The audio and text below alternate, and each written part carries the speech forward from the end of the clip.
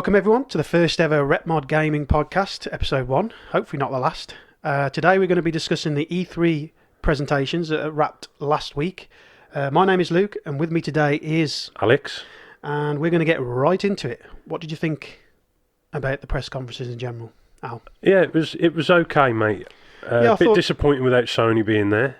Yeah, that was disappointing. I think it was a big miss because they always bring their heavy hitters. Well, it's a game, isn't it, Sony? Yeah. Well, this generation, Sony have been the leaders. Nintendo with the Switch has just recently come into it with their games from Breath of the Wild onwards. Definitely. I'd say Nintendo was the highlight for me. The thing for is a lot Sony, of their stuff. Yeah. The thing is with Sony, they got so many press conferences throughout the year. And I generally think they didn't need to show up because people complained last year that their press conferences were too samey.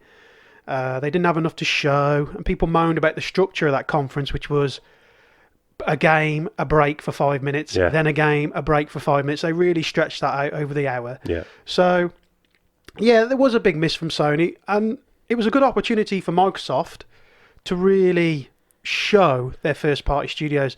And we knew from the previous year they weren't going to have a lot to show because they'd only just announced their 5 new acquisitions, their studios. They already owned, 3 of the studios were already working on games within their portfolio of studios. So I think that Microsoft didn't drop the ball, but I think the highlight with Microsoft was the indie games they showed. There was a lot of really good indie games. Games. We're going to get into that any minute. So we'll discuss some of the games. But the first game I really want to discuss with you is Star Wars from EA. Now, awesome. It looks great. Star Wars, isn't it? I think, yeah. It's simple as that. I mean, I don't know what the people want out there. And I'm talking about people who really need an excuse to hate on EA since Battlefront 2's loot box fiasco and other things within EA with Madden and FIFA not being different enough from every year. With this game, I watched the demo. I didn't watch it live at the time. I had to go home and watch it on my phone. And I was pleasantly surprised by the combat. The graphics look fantastic. Not amazing, but it looked good. What did you think? Excellent, mate.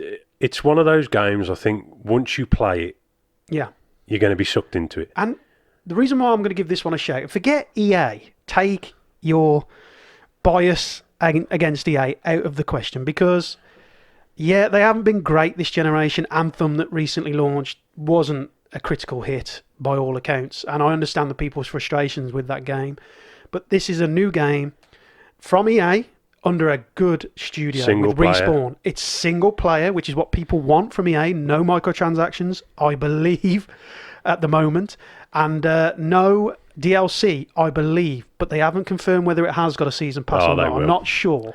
I ain't got the trust in them for that, mate. They might be stretching my trust a little bit there.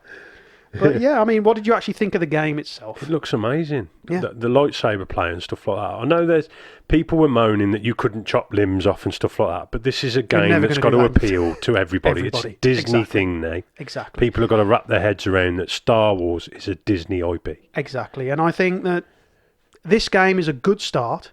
Again, this studio, Respawn, have made 2 great games this generation. And the guy who's co-directing with Stig Asmussen, he is the guy that directed God of War 3 on PlayStation 3. And that is up there as one of my favourite God of War games. And you could see in the story trailer where he's swimming in the water and climbing up the side of the AT-AT. That reminded me of God of War straight away. Yeah. And I think if he can get that right, and then the level design right as well. Now, I've also heard that this game is longer than quote-unquote 5 hours, which is what people were worried about. It's always the same. People want length. But at the end of the day, it's like, I don't know. I'm going to give this a chance. I'm going to take the EA out of it, look at it as a Star Wars game, and go into it hopefully pleasantly surprised. Yeah, definitely. It's Star Wars. I love Star Wars, so I'm going to be getting the collector's edition. Yeah. Collector's edition of Star Wars. But yeah, I agree with you, mate. It's going to look fantastic. It looks fantastic. Hopefully, it is fantastic. What were you disappointed that EA didn't show? Were you thinking maybe Mass Effect? No, I really want to see a Need for Speed Underground 2 remaster. Yeah, no, I haven't touched a Need for Speed since the Xbox 360 Most Wanted. Yeah. Because that was another one. In fact, if they did that one, I'd be quite happy. What, a remaster? That or Underground 2. I don't know why, but I was really anticipating a Mass Effect trilogy remastered. Now, I know they said they don't believe in remakes and remasters, but to outsource it, because Blue Point Games just come off Shadow of the Colossus, and they said their next project. I know they go off a little bit. They've just historically only worked with Sony, but when they announced on their Twitter feed that Blue Point were working on a game much bigger, which I now indefinitely think that's Demon's Souls, I honestly thought they might have got into a Mass Effect. It would have been nice after that Andromeda rubbish, but there you go. See, that's a whole other topic. Yeah, we won't get in that today because that was a disappointment. But moving on, let's go through a game that everyone seems to be talking about because of a certain celebrity who turned on the Microsoft stage. Keanu Reeves. Everyone is more excited to see Keanu Reeves than anything else. Yeah. But... Or Fallout guy, as everyone seems to be calling him. Yeah. But my problem with that... Not Fallout. Fortnite guy. Last year in 2018, they showed a behind-the-scenes demo. We're talking about Cyberpunk 2077, which appeared on Microsoft stage, introduced by Keanu Reeves. They've stopped doing hour-long presentations for the media to see only. We saw the game last year. What are you hiding that didn't look already amazing? Yeah. It's coming off one of mine, if not my favourite games of this generation, in The Witcher 3. And I'm just, if you're going to show it a week later, just show it on the day, or at least show a 7-minute demo. Yeah. Showing Keanu Reeves in the game, not a CG footage again, which was a theme of this year's E3. There was a lot of CG trailers, which annoyed me to a little bit. Yeah. Because I was, I thought we'd move past that. Oh, is the game going to look like that? No, we've seen Cyberpunk. The game looks that good. Yeah. But that was running on a PC, which we can play. So we got PCs that can run that game. But I want to see what the console looks like. I'm primarily a console player. And I think that was a good opportunity for Microsoft to turn around to CD Projekt Red and say, look, can you give us an 8-minute demo running on Xbox One X for the first time and show people that this is still coming current generation, still looks good, because I believe this will be a cross-generation game. And me. Definitely. I think I'd be very surprised if that doesn't come to next gen as well. Oh, it's definitely. I mean, I think with Microsoft, in fact, I think any game going forward will probably be going next gen as well. Yeah, definitely. Because that seems to be the trend now. Yeah, and I think with that game, looks fantastic. They seem to be pushing consoles more and more towards PC kind of spec where you can... Incremental upgrades every 2 years. Yeah. Here's your Xbox Scarlet 0.2. Yeah. Here's your PS5 2.5. I think you're definitely right on there. I think obviously coming off Cyberpunk, just a little bit detour into the consoles itself, which was a major announcement for Microsoft, and I was pleased they did that because they're basically saying, we're still making consoles. Yeah. We're not coming out of it. And I admire Microsoft for that because they've took a beat in this gen. Yeah. Unfairly, because they've really, since 2014 onwards, they really have tried their best to please players. And I believe they've done that. Game Pass is huge. Well, they pulled me back, mate. I've had my PlayStation since 13. And take your fanboy glasses off and look at Game Pass. It's a fantastic option. And Microsoft, people always use that excuse that, they wouldn't have done this if they were in first.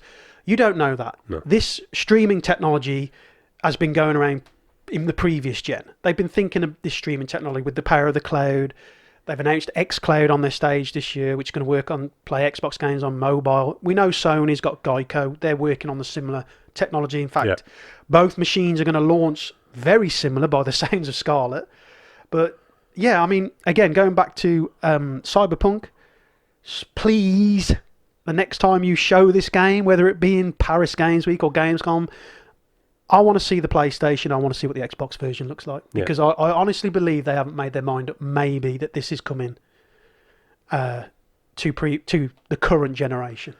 Yeah, I think they'd be silly not to, mate. I mean, if they can get The Witcher 3 running on the Switch, half decent, believe it. I was shocked, to be honest. I mean, I'm off to America in 3 months and I'm like, swear, The Witcher 3 on the Switch. Take it on the plane. Would I even leave the hotel? But take it on the plane. I play The Witcher. So, it is going to come this generation, thinking about it. But Yeah, what did you honestly think of Cyberpunk, other than Keanu coming out and deservedly taking massive the round of hype applause? because of that, mate. He's Massive hype. Awesome. Because all you see when he leans over like that is John Wick. It's just fantastic, isn't it? I mean, he could have come out dressed like... He could have actually used his character model from John Wick in Cyberpunk and given the metal arm. It would have looked just as good. Definitely. But yeah, I mean, Microsoft in general... they had a big opportunity there, mate. A big opportunity. I don't think they missed, because at least they showed up. It was they one showed thing that up. They showed angered off. me a little bit about Sony. It's not the fact that you could have turned up. You didn't turn up. It's the fact that you could have and just showed games. Yeah. You know, just make your presence there. It is still the biggest expo for gaming in the world is E3. People go there to play your newest games. And I understand that Sony fanboys and other fanboys for their systems will go, well, Microsoft did a good job because 90% of those games are coming to PlayStation. I get that. But for the brand in general, don't get cocky to think that you have done this generation. You've come out with these amazing games, these experiences. Don't go PS3 Sony at the start. Don't do a PS3. Yeah. £600. Oh, you'll get a second job. Yeah. Just keep humble. Keep your player base happy, which I think they will. They kind of learned. Please, Sony, keep doing the single player. Single player. I would like a few more multiplayer games from them, because although I don't play a lot of multiplayer anymore, their series like Warhawk, SOCOM, those are fantastic multiplayer games. And I think a new SOCOM on PS5 by the Killzone people. Yeah, that would be good. They've got another studio working on something there, and I don't think they're going to come out with a Killzone. I remember that on the PS2 blowing my brain when you give orders on the mic. Oh yeah, it was ace. Because you had Ghost Recon and SOCOM. Those two were my jam on the original Xbox and PlayStation 2. So, moving on. We're going to talk about now Final Fantasy VII Remake. Now, I know this isn't your... This is more your thing than your jam. Yeah. But I needed to I'm one of the rare breed that's not a Final Fantasy player. You have played a few, though, haven't you? I played 7, mostly watching you. Yeah. Which is what Back ruined in it for me. Yeah. Give me the controller. Just sit and watch.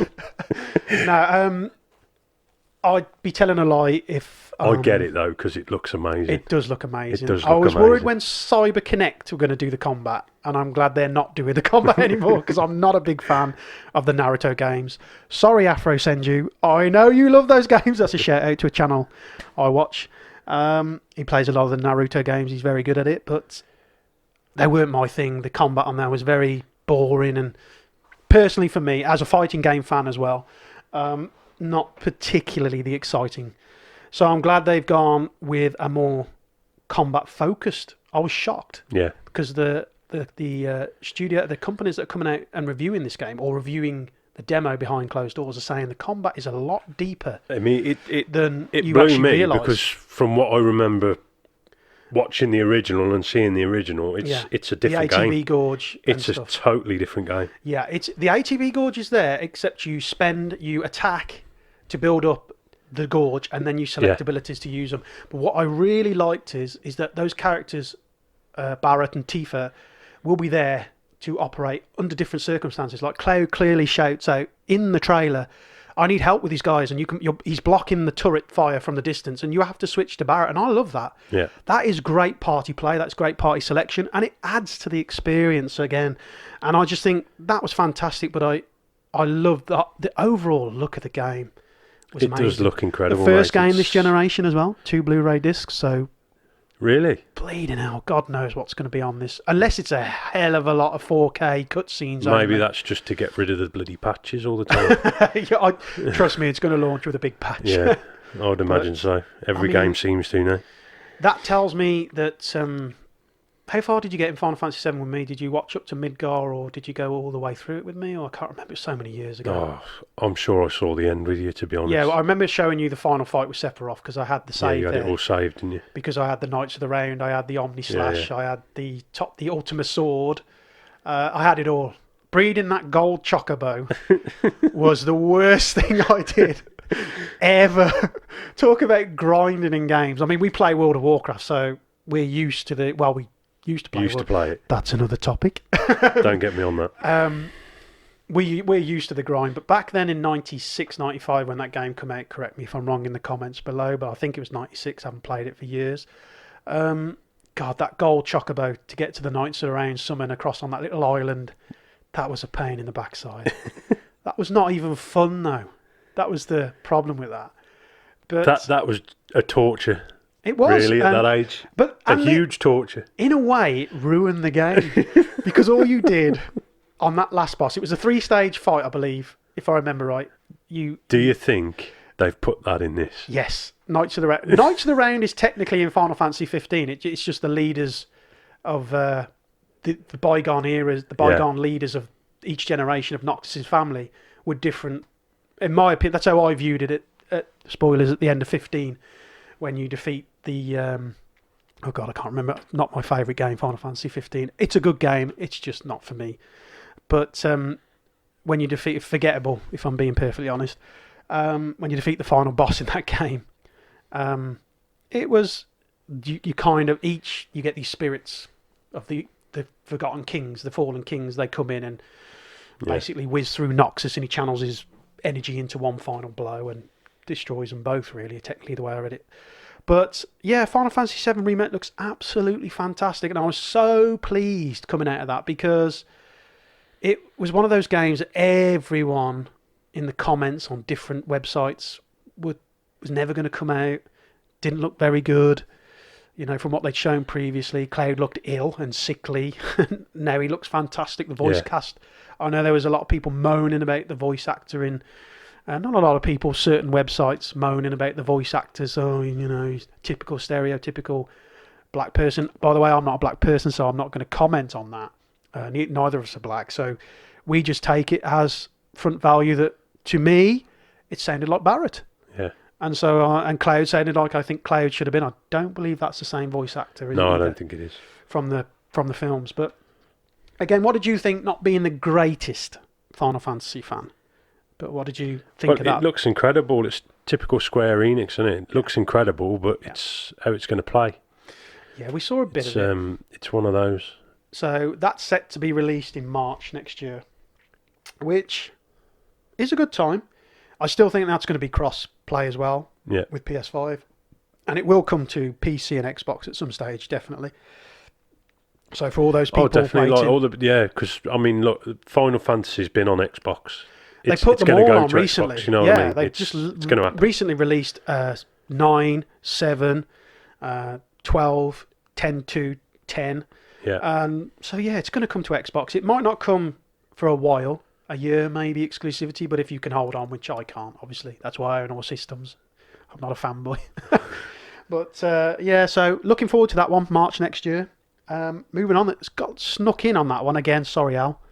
Final Fantasy VIII Remastered. Yeah, not interested. The most underrated Final Fantasy. Not interested. Glad that's coming. Again, I'm not going to talk about this too long. It's Final Fantasy VIII. It's going to look slightly sharper. Yeah. It's going to sound better. It's a remaster, isn't it? It's not really a remaster or a remake. It's just an up-resed version That's of it, just a Final Fantasy VIII. So again... a bit of spit and polish, mate. Yeah. Was there anything you saw from Square that we haven't mentioned? Yeah, Marvel Avengers. Yeah. Again, what did you think? What did you think of that? It's Marvel, isn't it? Yeah. I am a huge Marvel DC fanboy in terms of games and things like that. I haven't read many comics, but I love it. Yeah, yeah. I love the whole lore, fancy, and all that kind of stuff. And to get to play the Avengers in a game. Yeah. Yeah, it looks good. It looks good, mate. Again, properly. Listening or reading the comments and watching other YouTubers and other sites, other websites like IGN, GameSpot, say the game looked better behind closed doors. And again, Square had a decent conference by all accounts. It really did. It showed Final Fantasy VII Remake, which needed to be shown to convince people that this game is coming. Yeah. And then they showed Marvel, and people were sort of, oh, is that CG? Is that? But there were snippets. They did say some of it was in game, definitely, where Hulk lands and runs. Yeah. Black Widow's fighting, I believe, Taskmaster. Yeah, I think it was. And that's because this is under the new Marvel regime. Yeah. Marvel Games, in association with Marvel Games. And Bill Rossman, I think, is the producer of these games. He worked on Spider-Man PS4, which was a fantastic game. So I've got a lot of faith coming off of Spider-Man PS4, and I do understand that people that got to see this game behind closed doors said they should have showed this. Yeah. Again, it's stupid to have a 10 to 12 minute demonstration on stage and not really show anything and just talk. It's a difficult one, mate, because you don't know how much they're going to show later in the year, do you? They try to get hype going early on. Yeah. To build for the next event, don't they, before the release? Yeah. And it's... I mean, the characters they show, people were saying, oh, the graphics look fine. Yeah. As long as it's the gameplay I need to see myself personally. Gameplay is king. Yeah. Before anything, gameplay is king. Breath of the Wild... Again, shout out to this game because we're going to talk a little bit about Breath of the Wild too, because I'm really excited about that later in the podcast. But for instance, Nintendo Switch has a certain art style to their games. They've not got the most powerful system. Well, that's it. They have to rely on the way they do things. Every time I put a Nintendo Switch game in my Switch, it puts a smile on my face. Yeah.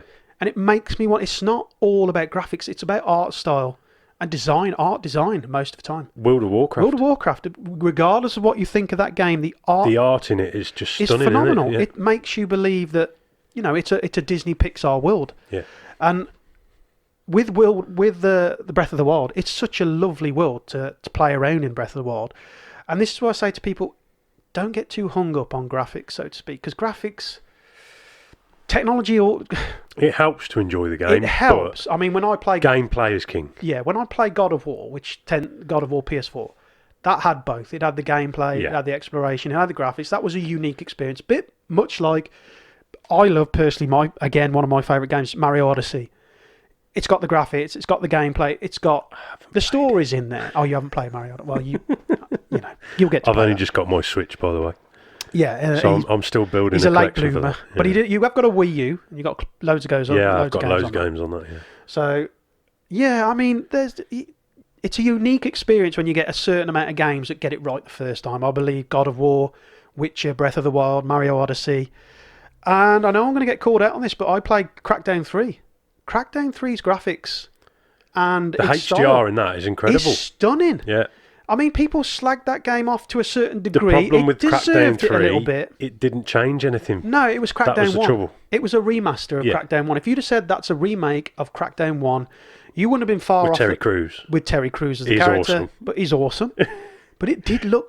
I mean, I played it in 4K HDR. He didn't dance his muscles enough, though, mate. Yeah.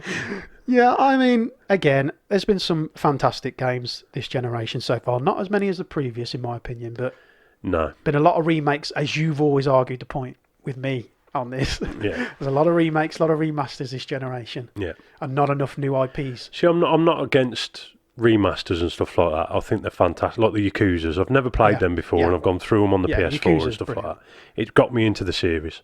Yeah, and you know, things like that work. Yeah. Shadow of the Colossus. Awesome. Never got to play that phenomenal on the PS2, game. And now I've played the definitive version on the PS4. 4K HDR. It's beautiful. You know what I mean? The music, the sound design. So I'm not against remasters. I'd just like to see newer IPs coming through. Yeah. I think we'll definitely get that next gen. I think Microsoft have got a couple of IPs. Sony will definitely bring a few IPs. Nintendo stick to their staple, which is fair play. It's what people want. They get, yeah. People love Mario. People love Zelda. It's like if you say, you know, Sony said there's going to be no more Uncharted. Well, it's like if Sega came out with a console, what's the first thing they're going to do? Sonic. Sonic is going to go on that console. Yeah, exactly. And then you're going to get a Virtua Fighter. Yeah. And then you're going to get a Daytona. Yeah. And maybe a Sega Rally. Yeah, exactly. And you're going to get maybe a remake of Marvel vs. Capcom 2 and 1. Yeah. You know? And so I think it's, good at graphics and everything. There, mate. But going back, There's we've got the Dreamcast, we've got the original Xbox version of Marvel vs. Capcom and the Dreamcast sitting here on the shelf, and we'll revisit that maybe. By the way, I love fighting games. I'm terrible at them, but I love them. So it'll be good to sit through. If I can recommend a channel for you guys to go and listen to, Maximilian Dude and the guys over at Yo Video Games. I watch those on a regular basis. Fantastic group of guys. Go and check them out when you can if you want to learn a few things about fighting games. Fantastic. But anyway, going back to the Marvel Avengers game. Again, we didn't get to see a lot other than a lot of talk. Yeah. What the game's potentially going to be. It's a wait and see for me on that one. But I have high expectations. Obviously we'll get it because we'll play it on the camera. It's the same as Ultimate Alliance 3. I'll be getting that. Fantastic. Again, we'll segue I'm not sure on the art in that. I know we've just said about the Switch doing the different style, but I'm not it's a unique art. I've convinced on it. Yeah, the last couple of days I've watched. So we're going to talk about Marvel Ultimate Alliance 3 on the Switch, which is releasing sometime this year. So we'll talk about that. There's over 30 characters in it, which is a fantastic roster. There's 3 DLC packs coming: Fantastic Four, Marvel Knights, and X-Men, I believe. DLC, yay! Yeah, got to get that DLC money. Got to monetize it. But if it's good DLC... To be fair, yes, I don't mind paying. DLC, like the Spider-Man stuff, that was worth the money. Witcher, if they'd have given me DLC on God of War, I'd have been paying it. I'd have been telling them to shut up and take my money. I'm glad God of War didn't get DLC. That was, for me, a near enough perfect experience. I don't know. I'd have liked a bit more. Well, everyone says that. I got to the end and I was upset. I wanted some more. Upset? Yeah, I wanted more. It was one of the best endings in games. It was a great ending, but I wanted more. Yeah, true. Yeah, everyone wanted more after that game. Yeah, everyone wanted more after that. But yeah, Marvel Ultimate Alliance, again, if you've played 1 or 2, you can pick those up on Xbox and PlayStation. I think are they remasters or just high-res versions? They did the digital versions on the PS4, didn't they, I think on the they're store? digital only. Yeah. In the UK. We're based in the UK, so... I'm not sure about Xbox. I don't think they did. Anyway, check it out on the store on Xbox or PlayStation. I don't want to say if you can or not, but they're on there for cheaper. They're around 20 definitely on digital for PS4. I remember that. £20 for us in the UK, so probably, I don't know, $30, $40 for you guys in the US. I don't know how many in euros. Sorry. No. I don't know. That's limiting my dollar-pound exchange rate. That, yeah. But, yeah, I mean, again, it's more Marvel Ultimate Alliance. Yeah. I hope that the level design and levels are really vast, like the first one where you went to the Mandarin's temple, you went to the Atlantis, you got to go to a fair few recognisable comic locations within that world. So I know for a fact that the X-Men mansion is what they demoed over E3. It looked fantastic. So very simple. Again, 4 buttons, jump, attack, supers. You can mix supers up like Marvel vs. Capcom 2 again. So, you can have Ms. Marvel and Iron Man, perform a super together. So, again, it's a good thing. It looks good. Yeah, it looks good. So, it's good for my kids as well because they love stuff like that. Yeah, and that's what, for me, the other 2 manufacturers, I'm talking about Xbox, Sony, and PC, really do cater to an older demographic. Yeah. Whereas Nintendo is so consumer friendly in terms of their games. Yeah. Definitely. They reach a broader audience for that. I mean, you're not going to sit your 10-year-old in front of God of War. I sat Harry yesterday on the Nintendo NES emulator with Excitebike, and he absolutely loved it. Yeah, well, Excitebike was awesome. Yeah. That again. But he's been spoilt by modern graphics, and I thought he ain't going to like this, and he absolutely loved it. See, this is the thing. I mean, we're primarily a retro and modern gaming YouTube channel. We play everything. On the shelf. You'll see later on, because we will do face cam on the Let's Plays, and we'll give you a little bit of a room or a little bit of a studio tour. It's a large space we have in here, and we'll tell you what we have and what we don't have. We only collect what we like playing, though, first and foremost. So there are thousands. Unless you're me and I just buy in. I buy in bulk. I buy in the weights. Not a bad idea. But anyway, let's get back to E3. We also got, now again, never played this series. Not sure your experience with this, but it was exciting for a lot of people out there. Panzer Dragoon. Yeah. Coming to Switch. Now, I'm not familiar with the Panzer Dragoon. I never played it on Saturn. I was stupid enough to own it and sell it on the Saturn. I have. Believe it or not, now I've just said I don't know much about Panzer Dragoon. And in my original Xbox collection, which I have about 300 games behind me, there is a Panzer Dragoon game in it. Yeah. So if you complete that, you can play through that. Whether I switched it on and then switched it off because it was terrible, I don't know, but from what I saw of this remake of the original, I believe, it looks good and it looks fun. It's a direct remake as well from the comparisons. Yeah. Everything's more or less where it is in the original. Yeah, I mean, oh dear. Yes, it was groundbreaking at the time. I remember that because it used both of the processors on the Saturn. Was it a 3D shoot 'em up or shmup, as it were, or was it an RPG? I'm not too familiar, so you'll have to forgive me. On the rail. So maybe you guys... Shooter. I mean, I could easily... I'm trying to build I can remember. Yeah, we're trying to build some... 20 years? Comments in with this, so if you guys could let me know what type of game the original one was. We're definitely interested in it. It looked... I do have some Panzer Dragoon games in my collection, which I must have played, but forgotten. Yeah. I know I got more experience I think with back games then like... we weren't really into stuff like that back then, were we? Yeah. We were primarily like fighting games and stuff like that, weren't we? Mega Man RPGs and Mega stuff. Man RPG, Japanese RPGs for me, I was big on. In fact, Japanese games in general for me, I was more... Yeah. Which is why this one come out of left field for me, because I recognise the title, recognise the game, the logo especially. Yeah. And I know that game on the retro collecting market is very expensive. Very expensive on the Saturn. Very expensive. So, there's two different ones though, isn't there? I think it was the later one that's you had the expensive. RPG series, which had one game, and then you had the original. Yeah. And I think the original is a lot cheaper than the other game that come out on the Saturn. The Panzer Dragoon Saga, I believe it was called. That's it. So, yeah, I know that can fetch up a half-decent copy, about $300-400 in the US. So, again, in the UK, you're probably talking $250-500 maybe plus for that game. It's all condition, isn't it? Stuff like that, yeah. Yeah, so, anyway, we're going to move on. This is the thing where I say with remasters can be good. Yeah, because that's you get games that are stupidly expensive that people aren't going to be able to experience, that can go and buy a £30-40 game. Exactly. And experience that game.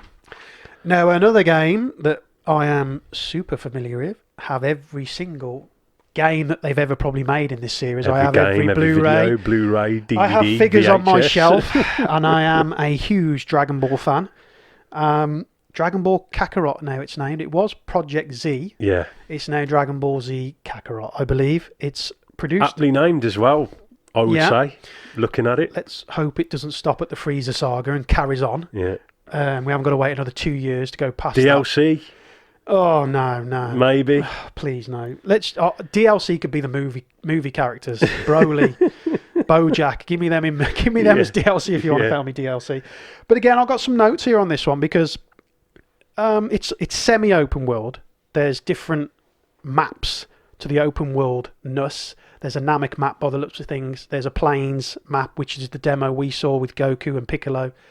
Running into a side quest involving Aita from the Red Ribbon. You've got the guy who looks like Frankenstein for everyone who's not familiar with Dragon Ball.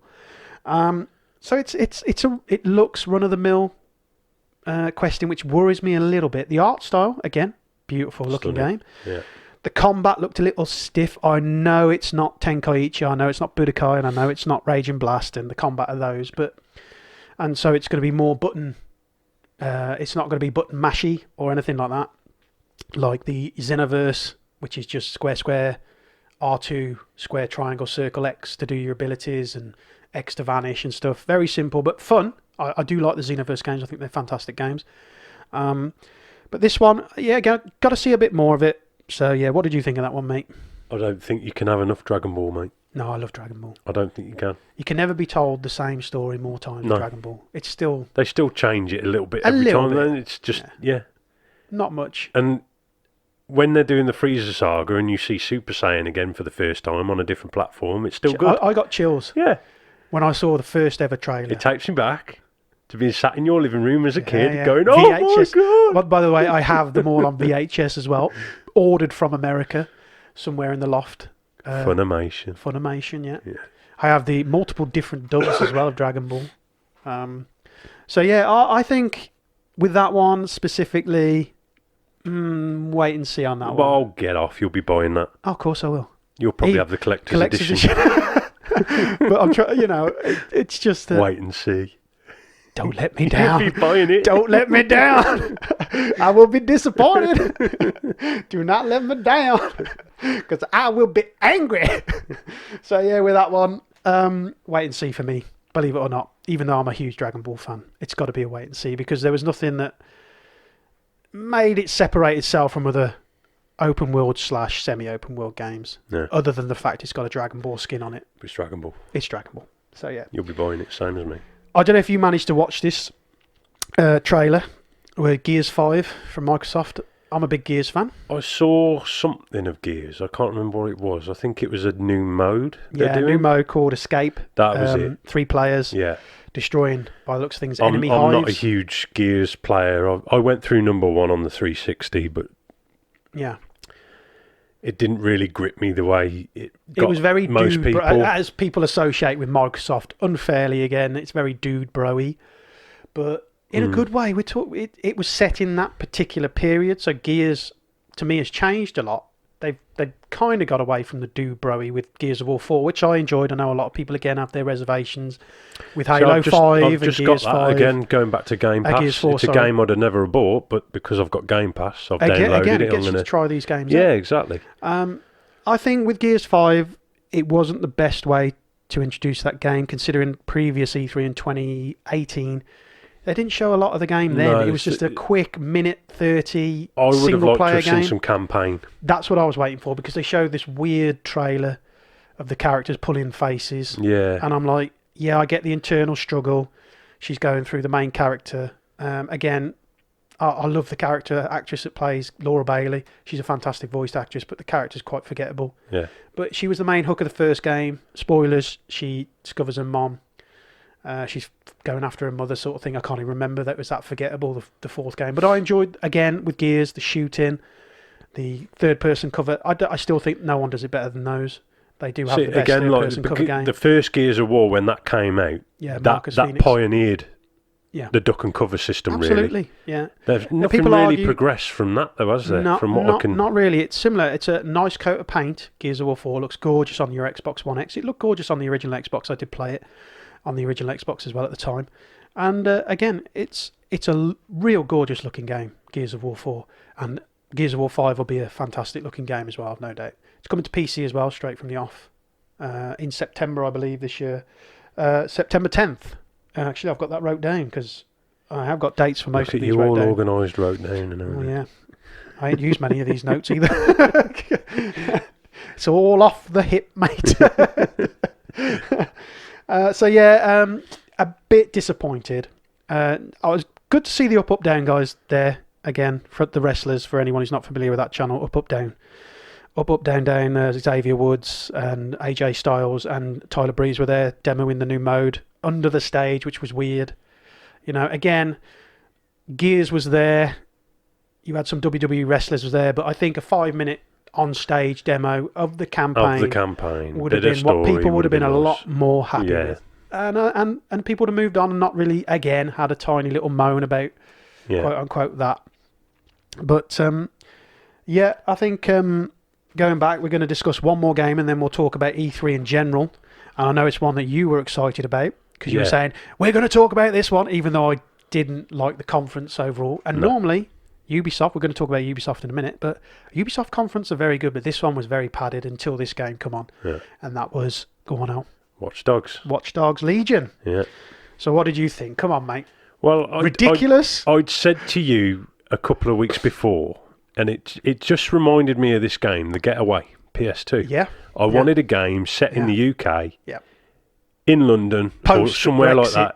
Yeah, post-Brexit. Brexit. Damn you, Brexit. Yeah. We're going to live in this Neo city. Brexit for everything. The militia's going to run our city. It's comical, isn't it? It is comical. But it does look incredible. I like the interpretation of what they're going for Ubisoft Toronto. I do love their interpretation of our Stop blaming Brexit. Of our future. Yeah. We're all going to be... we're all going to be ousted. We'll all move away. But no. Anyway, getting back to the game. At the end of the day, it looks okay to me. I wasn't a big fan of the previous Watch Dogs. Well, see, I've not played 1 or 2, because looking at them, they're not something that interests me. But this, the whole system with the combat and everything looks incredible. Yeah, it looks like a modern day Assassin's Creed. I believe Ubisoft as well. I don't want to get into this too much because I know how sensitive people are with politics nowadays. And I don't really want to get into it, like I said, too much. Let's move away. But they were the only company to really kind of say that this game was based on a modern political, modern world political, so to speak, what's going on here in the UK. And no matter where you stand on it, it's just one of them things. Again, it's difficult to talk about. It is nice to see what some people think. What some people think. It's again amusing, and it's again in a certain way. What's the word you'd use here? I could actually, the way they've set that up, I could actually see it happening because Britain is a police state. Yeah, we are a police state, mate. Yeah, we tried to do that to the Americans in 1773. Yeah. And they kicked us out. Yeah. So I don't think this is going to be like anything like that. But look, it's a game. People. It's a game. It's a game.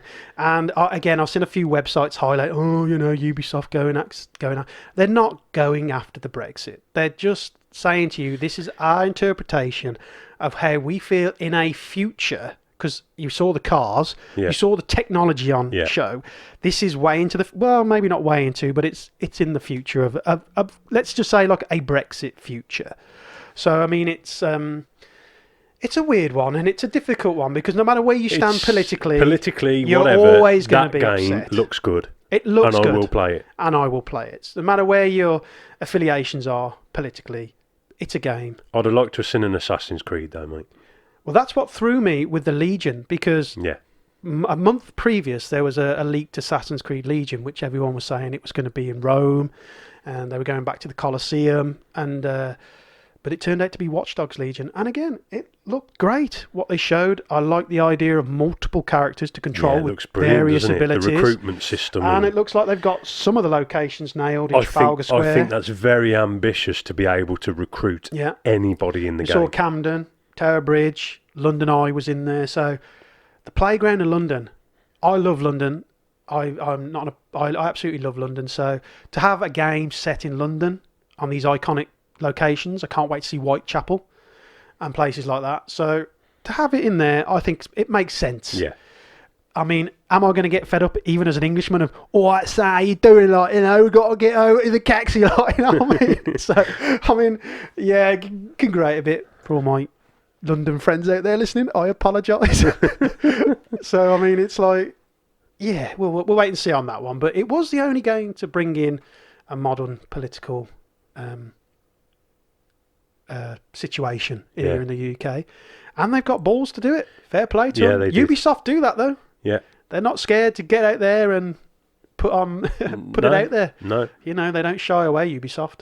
It looks a great game, mate. That's what I can say from what they showed. And again, they showed gameplay. Exactly. A 10-minute stage demo. Which is what got me more hyped than anything else. It was brilliant. Seeing the old deer in London with a zapper. Yeah. How good was that? It looked all right. I don't think How good was that? I hope 70-year-old granny going around murdering people. And I really hope she can drive a car, because walking at that pace, that's going to kill you. Didn't she get on a bus, didn't she? God knows. She got on a bus. I'm sure she did. Yeah. No one gets...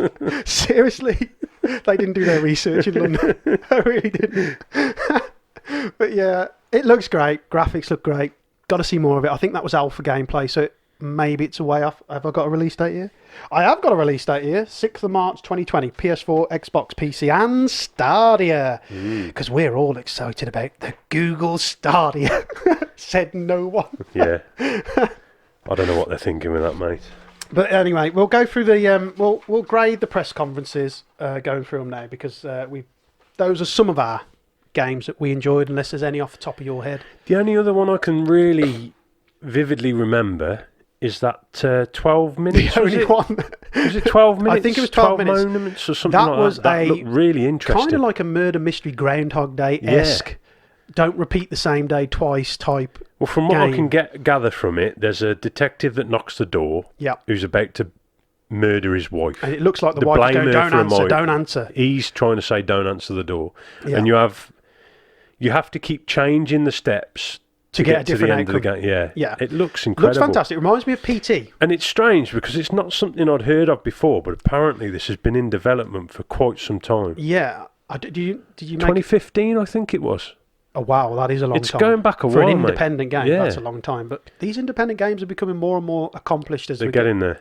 They are. They really are. Because some of the independent games, people sometimes put their nose up at independent games, or indie. I don't like using the word independent games anymore. They're games. Yeah, they're games. They're games made by a smaller studio. And some of these side scrollers and stuff like that, they're really good. It's a dirty word to me, independent studios. Just it's the name of the studio. They're a developer. It's a developer. Yeah. The name is the name of the studio. Just because they've not got 250, 300 people on a game. They don't have a budget of 100 million for God of War, you know? And I just think some of these games are so good. Yeah.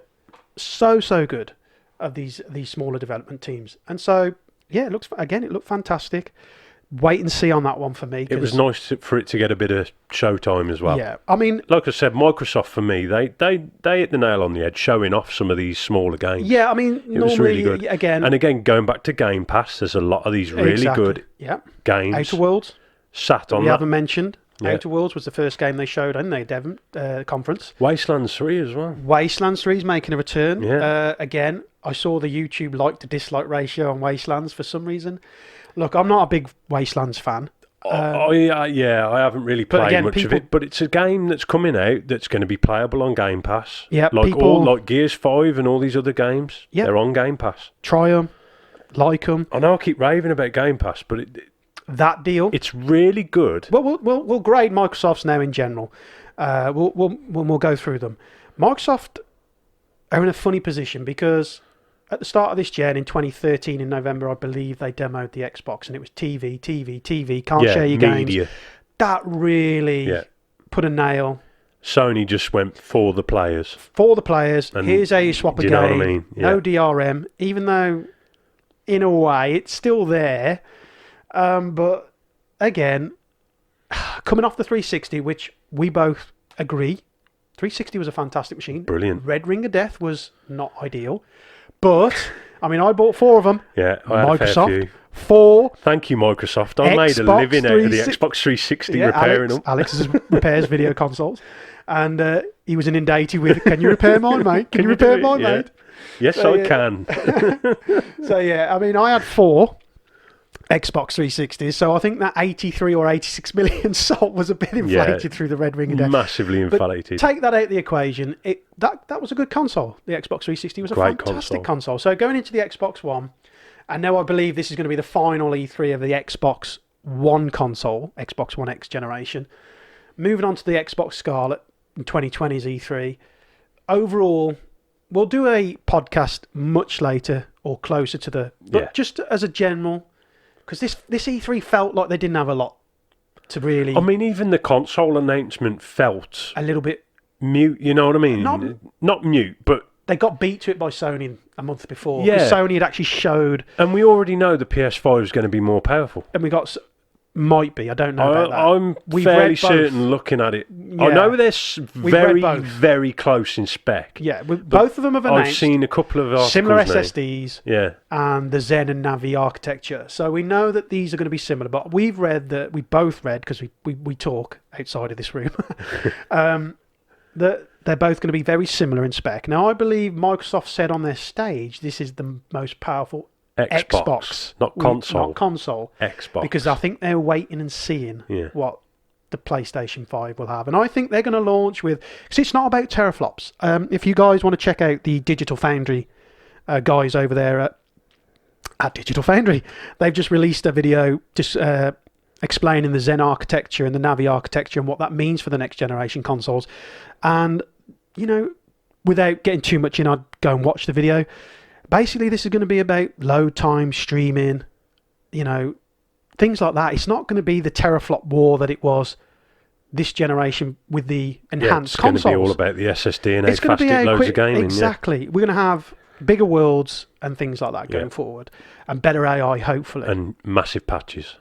No more patches. We don't want massive patches. We don't want 20 gigabyte patches. On patches upon patches. I mean, what am I up to now? That'll fill your 2 terabyte drive in 10 minutes. What am I up to on Days Gone? I think I'm up to 19 gig on Days Gone. And it only come out in April. Yeah. It's ridiculous. Yeah. Ridiculous. Stop it. Stop with the stupid patches. Yeah, I mean, we'll see. Microsoft in general... they had a good E3 last year. I enjoyed it. They showed a lot last year. I can't remember last year's, if I'm honest with you. Again, it was similar to this year's. We have 60 games to show, but last year it was good. But this year it was the same games. Yeah. That was the problem. And I think a lot of people had that problem, and the people kind of after it were, oh, well, this is why Sony didn't turn up, because they didn't have anything to show. I get that, but Microsoft did turn up, and they deserve credit for that. They turned up, they showed the games that coming. They were committed to E3. They showed the games. Yeah. Whether you are like majority of those games or not, they were there for you to watch. Sony didn't. So for me, as a Sony, I'm a big Sony fan. It is my preferred console if I was going to quote unquote fanboy over a console. But Microsoft turned up. Fair play to them. I'd rate them a 6, 7 tops. Yeah, it's fair. Because there were 3 or 4 announcements. We didn't talk about Ori, which is not my type of game, but again, it looked beautiful. Beautiful. Absolutely stunning, that game. Beautiful. And so, kudos to Microsoft. They were there, they showed up, and they give an hour and I think it was 90 minutes. They give I'll tell you what I'm not good account of themselves. not what it was. too sure on is why they've decided to do another Elite controller. Yeah, So I mean, close to the end of a generation. Yeah, I haven't. Well, they've confirmed that you can use previous. I know they've confirmed stuff like that, so but it's just it will work on. It Xbox just seemed Scarlet a bit like they're trying to milk the player base just before the end of the generation. Well, I don't care because you give me an Elite controller and I love it. So they can keep bringing Elite controllers out. Because I think that's a phenomenal controller, that Xbox Elite controller. So if this is a Mark II, I'll probably pick this one up at some point if I ever find it in the sale, because £140 for a controller. They're £140 for a controller. In the UK, by the way, you can pick is up an Xbox expensive. One S for that. Yeah, well, put that into perspective. Do you know what I mean? So again, what did you rate Xbox conference? I'd have said a 7 as well, to be honest. 6 and 7 is a fair for Microsoft this year. It's fair.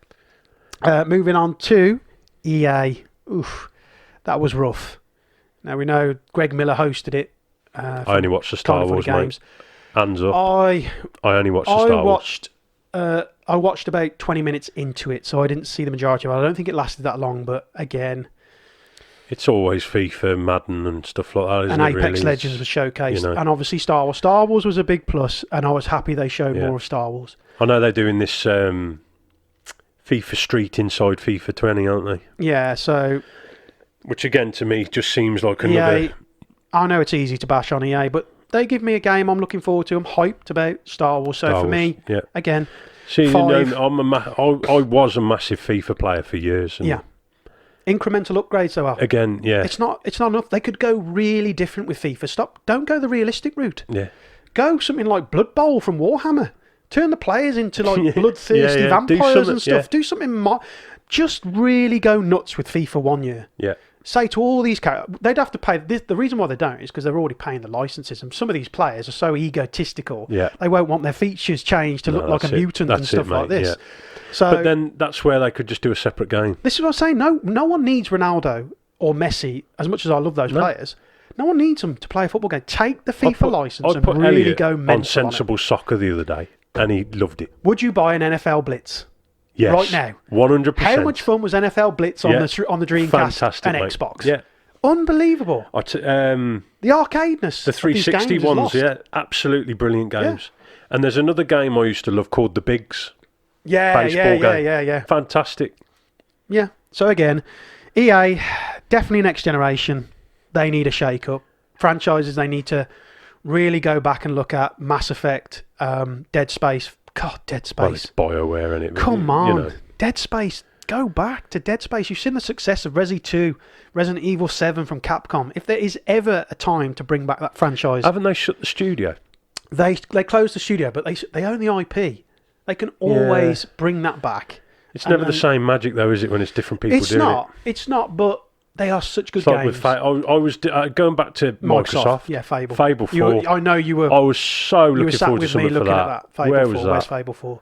Playground Games, I believe, are going to do that. I know you weren't the biggest fan of Fable, but I didn't like the combat in Fable. I loved the game. As a British person, the humour in that, it was funny. It was Monty Python-esque. Yeah. Bit of spaced in there as well with Simon Pegg. Yeah, it's fantastic. It was good. So they got the humour right. But the combat and the open worldness was very linear and I love that you could just spend the day messing around trying to build a house and get married. And have 15 kids. And then go and adopt a couple and kill them all. I mean, I played evil anyway. I was a dick anyway in that game. So yeah. Anyway, well, EA 5. Star Wars saved it for me. Otherwise, it would have been in the low. Shout out to Greg. He's always got a lot of Greg over at Kind of Funny Games. He's always got a lot of energy. Tries to do the best of a situation, and it's interesting he took that on because it's a hard sell EA today. So fair play to Greg and them over there, Greg Miller, by the way. We'll see. Next one, we'll look at Square Enix, who I think had the best conference of the developers, definitely. Yeah. I thought their conference was well structured, other than the Marvel announcement, which was exciting, but again, gameplay. Please, gameplay. You started off with Final Fantasy, started off really strong, and you're thinking, wow, Marvel's going to be here. They're going to show 20 minutes, 10 minutes, so that's going to be a stage demo. Please, developers, please go back to stage demos, not CGI trailers. I love a good CGI trailer as much as the next person, but it was a theme of this year's E3. This is the thing. I don't mind a CGI trailer if it's followed by a few minutes, even just 60 seconds of a gameplay. The problem I have just to see something. The problem I have with a CGI trailer, and we'll go back to the PS3 with Killzone when that was first shown, and everyone went mental how good that game looked. We knew, because we're a lot older. I'm 38, by the way. Alex is 37? 36. We're a lot older gamers, so we can go back a bit further than maybe you younger folks out there listening. So there was a game called Killzone that was shown as a tech demo for the PlayStation 3, and it looked incredible. Yeah. And don't get me wrong, when it did release finally on the PS3, it was did a look good-looking game. Great, but it wasn't anywhere close to what that first CG trailer. It was serviceable. It was there, what you could do in the game, but the graphics were nowhere there. So I've always been one of these guys that I'm wary of CGI. Yeah, show, don't tell. Yeah. You're telling me here's a CGI trailer. And don't be underhanded and show it on a PC. The game. Yeah, I mean there was a lot. That's always. You know what I mean? The games Arkham, Batman, Arkham Knight. When that was famously back in 2015, when they said it was running on a PlayStation 4, and then all of a sudden, oh no, this is running our PC in the back. $30,000 PC. Yeah. But again, so Square Enix, we've been through a few of them games, a few of the games today. What would you rate them? I'm going to give them a 7.5. I'd go 8. 7.5. For somebody who doesn't like Final Fantasy, they actually got me hyped for it. Yeah. So I'd say an 8. Yeah. Moving on to the game, we haven't even mentioned these today because it was goddamn awful. I'm going to go with Bethesda. Yeah. A company I used to love so much. And I sat through that hour and 20 minutes. Yeah. Oh, the cringiness. Yeah. That paid audience, you could see that section of audience was definitely loaded. Yeah. And I agree with everyone that's saying that. Yeah. The woos, the applause. When he come out, when Pete Hines come out and introduced... We go back to the year before. That was understandable because that was a good conference. Good conference, but before Fallout 76 you didn't have all the woos and everything going on, did you? Before Fallout 76 come out, that conference was goddamn good. I was hyped for Fallout 76, and then they let me down. Yeah, they let me down. I'm not a Fallout player, but Elder Scrolls is my thing, mate. Oh man, I mean, I am very, very fearful for Elder Scrolls 6. Yeah, I'm not. I think that's their baby. Fallout and Elder Scrolls are their babies. Yeah, what they've done to Fallout 76. They messed up big time, Fallout 76. As much as they keep telling everyone it's doing great. He didn't apologise. It's doing great. All he did. We've got millions of players. We've got 60 million active players. I don't care. Can I have a conversation in Fallout 76 with an NPC? Can I play an actual story campaign in Fallout 76 with NPCs? Can my character move in a straight line without warping 50 feet ahead? Can I pick an item up and not get lost in my inventory? By the way, this is nothing new for Bethesda games, but there is a certain charm. There's a charm to them. Bethesda games with the bugs. Skyrim with the bugs I was will brilliant. defend Bethesda's bugs to the day I die. Although I do remember you damn near weeping because of your Fallout Vegas. That was shocking. 25 hours in, just started. I was well into it. And your save glitched. That was... brings back anger. Don't get me started. But yeah, Bethesda, I didn't need to see any more Doom. I'm going to buy Doom. I love the other game. It does look good. The 2016 Doom game, or 2017, I can't remember when that came out, but that was phenomenal. I mean... It's software. I'm quite happy playing the original Doom. Well, it's Doom. Doom's quality. Doom is awesome. I mean, love the original Doom. We both haven't picked up Rage yet. Rage 2. No. Played the original. Thought that was good. I enjoyed Rage, so I shall pick this up at a later date. It's one of those bargain bucket games for me when it's around 20 quid here in the UK. But no, Bethesda really annoyed me this year, especially Todd. I have a lot of respect for Todd Howard, and Pete Hines introduced him, and I expected Todd not to grovel, because he doesn't need to grovel. He's given us some of the best games ever. Some of the most influential games on the industry ever. You can say they're buggy, but they are still influential. Yeah. And they still, when the new game comes out, they generally do things that most games don't. Fallout 4 come out in a vacuum. It come out after games like Witcher 3, which was, it was 4 years in development. So it's actually in development while the 360 was still going on Fallout 4. So when that game come out, people did say, well, it was not too different from Fallout 3. Yeah, because it was made in that vacuum of space where it was being developed during a period where new games were being developed. But The Witcher 6, The Elder Scrolls 6 really has to do something different. It's got to nail it, mate. It will nail the world. Because you know yourself, I've been through Skyrim on the PC, the Fantastic PS3, game. the Xbox 360, no more versions of Skyrim. The PS4, and I will go through it again on the Xbox One. Yeah, I've got it on Xbox One. Because I love the game so much. Yeah. I'll probably even buy it on the Switch just so I can get it on the go. We could do a Let's Play of Skyrim if you wanted to. A real You won't get me off it. Yeah, we're looking to do the Witcher 3. That'll be a 10-hour video. We're looking to do Witcher 3 Skyrim on our Let's Play videos with the face cam. So for you guys, let us know what you want to see, guys. Yeah, exactly. So we've got a lot of retro games. Obviously, we're a retro and modern channel going forward. We will be doing podcasts based on retro games at some point as well, not just modern games. Obviously, E3's just finished, so we want to make that our first ever podcast discussion with you guys. Yeah. So put down in the comments what retro games you want to see. We do have a lot on multiple systems. Between the pair of us, there ain't much we ain't got. We ain't got, exactly. So, going on to Except Bethesda for NES, then. don't ask me for anything on NES. Well, we got Super NES. We don't do 8-bit. We don't. Well, 8-bit hurts our eyes nowadays. Don't get me wrong, we love 8-bit. We grew up with 8-bit. But we also grew up with Commodore 64 and Spectrum ZX. Yeah. And we remember those wonderful sound tunes of... Now, how does that feel in your ears? Yeah. By the way, I do love controllers. And with NES games, I will smash controllers. Because I am 38 and I do not have the reflexes of a cat anymore. No. And I do not have the patience. So, exactly. I love a good long RPG. I can sink in. I love a good where RPG. My old brain just lets me switch off, make some decisions, craft some armour, go on my merry way at my own pace. I think that's why I got sucked into World of Warcraft for so long. Just like to play a game. Again, go back to Bethesda. Doom looks phenomenal.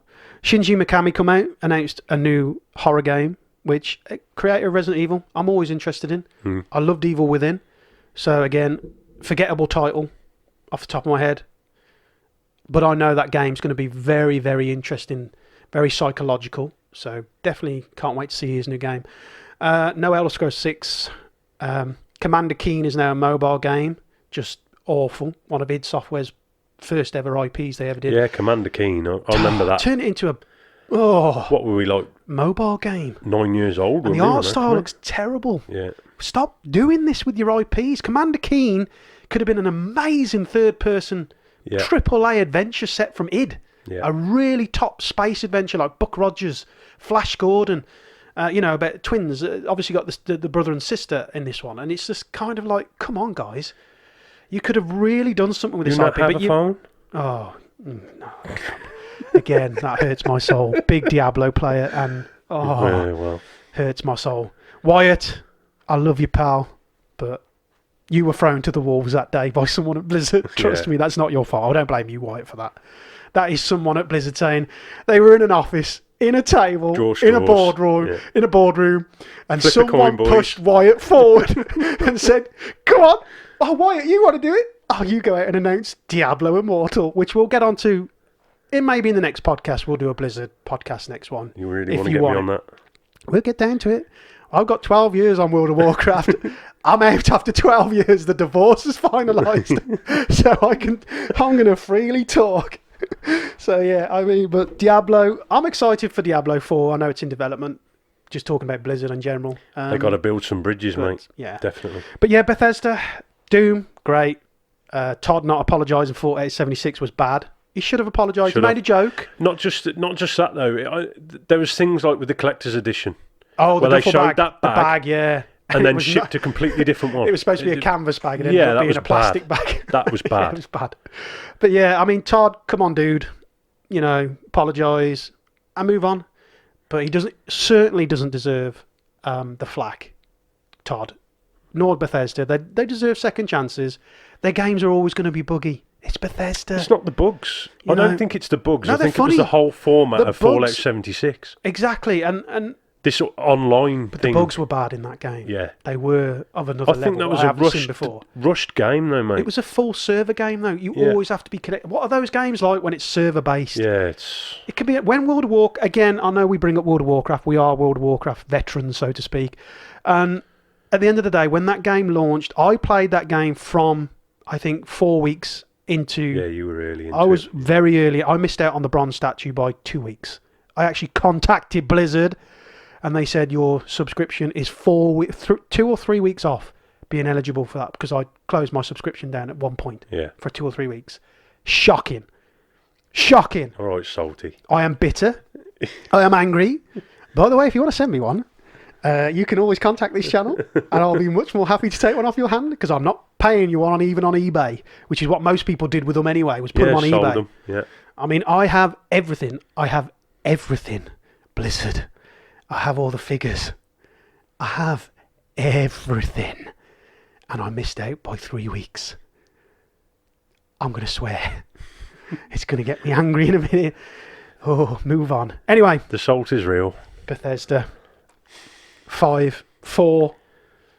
Again, it was an awful conference in general. Me, mate. Yeah.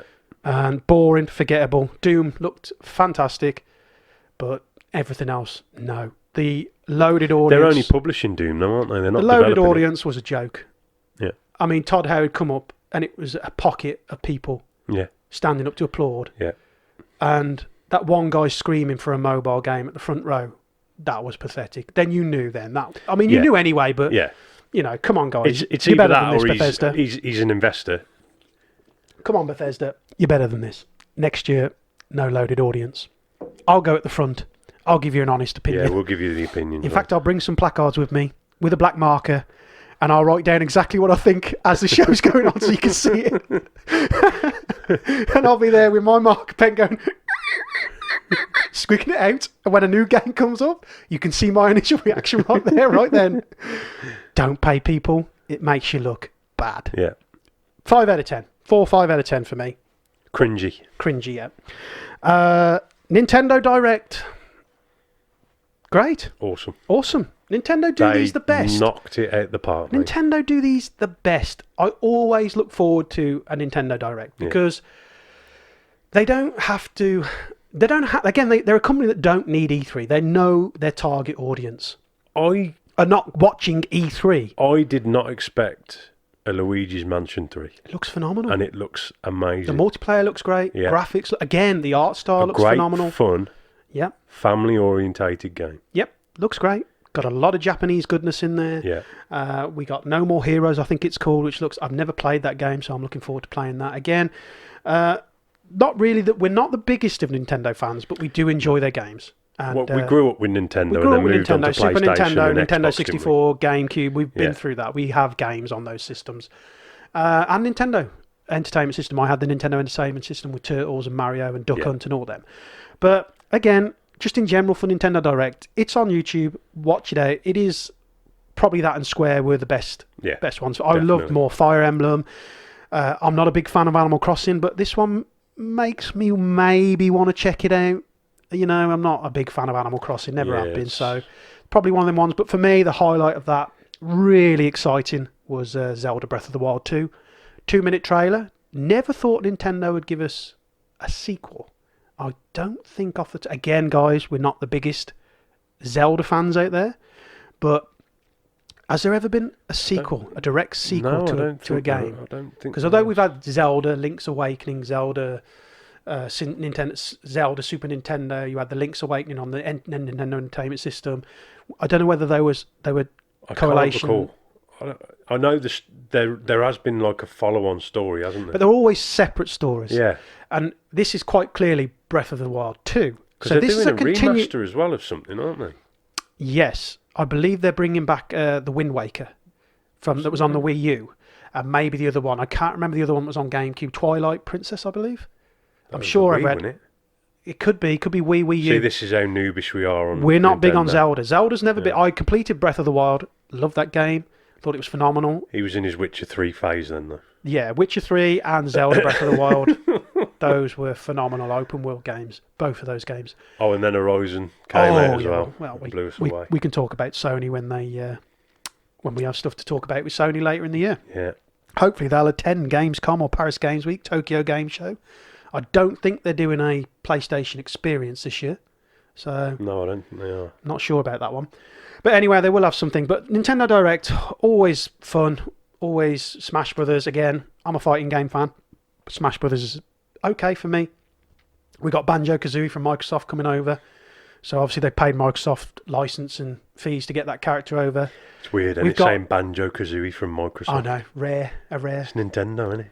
Microsoft's sleeping on IPs there, big time. Isn't it? Big time. But again, what have we had? Rare Replay? Which was alright. Which is great. Which is all absolutely right. Phenomenal. A lot of Nintendo you can pick games it up for £5 now, but I mean, yeah, Nintendo, great stuff. Really happy with Nintendo this year. Again, I got a Switch, love my Switch, and we'll buy a few of those games that were announced. So for me, Nintendo, again, it's an 8. Yeah, just give us the SNES emulator now, please. That's never going to happen. On Nintendo Live. That's never going to happen. Get it done. They want to charge you per game soon. Take my money. They want to charge you £4 to £5 a Super Nintendo game soon, mate. This is what's going to happen. F-Zero on the move. How many versions of Castlevania 4 do you think I've bought? God damn it, Nintendo! Stop it! So yeah, 8 even, maybe an 8.5, similar to Square Enix for me, Nintendo. Yeah. But again, this was the final E3 that we're going to see these generation of consoles moving into it. So it was interesting. We haven't spoke about Google Stadia because we're just not interested. Well, yeah, what? We are not. We own PCs. We own every major console. We're not really in the streaming. We like to own our physical media. Yeah, we're very much a physical. Yeah. Yeah. We like to own what we play. I'm not against digital. Absolutely not. There are benefits to it. It's great, but to me, when you look at Nintendo Switch, for example, and you go on their digital store and they're asking £60 for a digital game, and you can go and pick it up physically for £50. This is my argument with people over this streaming. The day I see the companies sell their games for £20 as digital, then you might have me invested in a digital platform because both even the then physical and digital both cost the same. And in some instances, the digital on the PlayStation Store, which majority of the time I do my gaming on, they can cost more than the physical from, let's say, Amazon or your high street store. Yeah. We've bought games from GameStop for those, I think, in the US. I think they're the same company. I think it could be, yeah. I think they are. But I've bought games from Game for £40, and they are on the PlayStation Network for £50, and it's disgusting. Yeah. And I prefer a physical media, so I own that piece. It's like my Steam library. It's probably not. It's probably not comparable to a lot of PC players. There's over 250 games on that Steam library, and the majority of those are AAA games. They're not cheap games. But I just think to myself that if you are going to do physical media, you have to digital media. Please reflect your prices more in the future. So, I think on that note, with Google Stadia, me and you are out on that one. I think overall, E3 in general, what did you think? What would you grade overall? Overall? Your overall impressions? 6. I think that's fair. Overall? I think that's fair. And I think that, it's just a transitional E3. There's quite a few of those games that are going to be on PlayStation 5, Xbox Scarlet, whatever Nintendo's cooking up in a year's time. PC obviously is PC. Google Stadia. Nintendo are doing their Switch Pro or Switch Mini. Yeah. So, anyway, thank you for tuning in. We'll see you guys next week. Yeah, let us know what you think, what you want to hear, what you want us to talk about, what you want to see us play. Give us some positive and negative feedback from what you guys liked today, whether we veered off topic too many times, things like that. Just as long as it's constructive criticism, we'll take that on board, and we'll see you guys next time. Thanks for listening, guys. Thank you. Bye-bye.